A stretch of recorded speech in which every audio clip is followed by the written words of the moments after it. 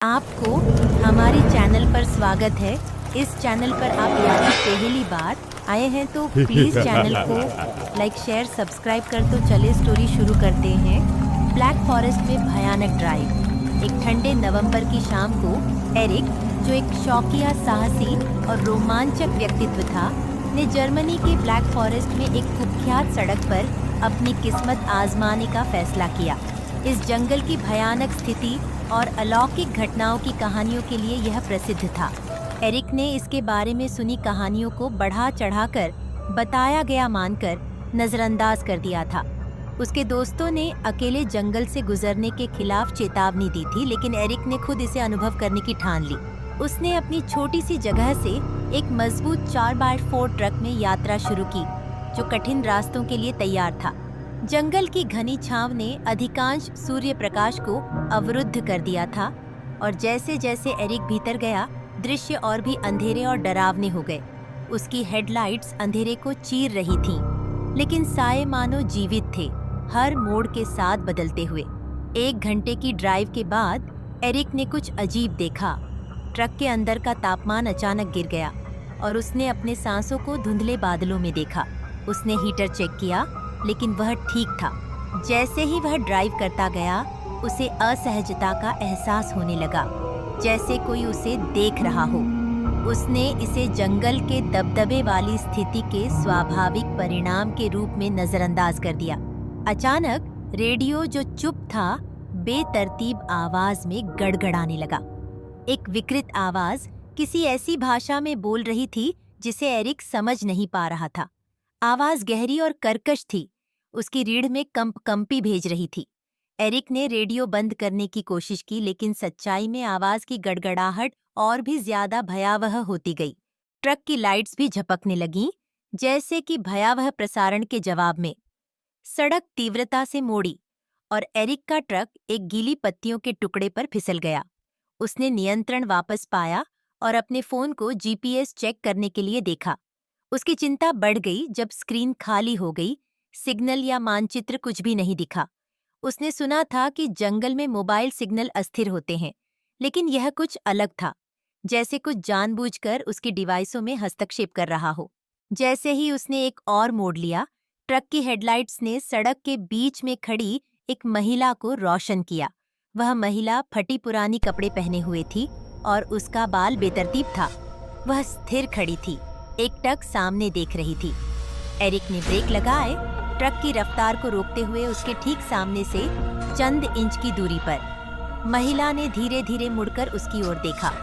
उसकी आंखें खोखली और बेरंग थीं और उसका चेहरा गहरे दुहक से भरा हुआ था। एरिक का दिल तेजी से धड़कने लगा जब उसने मदद के लिए फोन पर कॉल करने की कोशिश की, लेकिन वह अब भी अनुत्तरदायी था। महिला ने उसी विकृत आवाज में अनुरोध किया, उसे अपने घर का रास्ता खोजने में मदद देने के लिए। उसकी आवाज में एक भयानक दुख और विनती थी।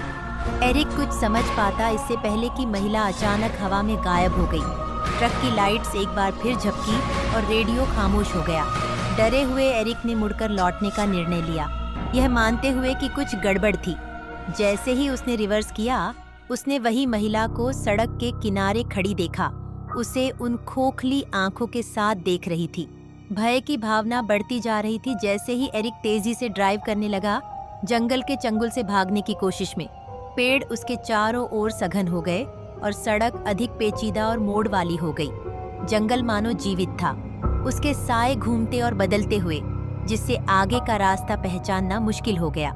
हर बार जब उसने रियरव्यू मिरर में देखा, तो उसे अंधेरे में महिला का चेहरा दिखाई दिया।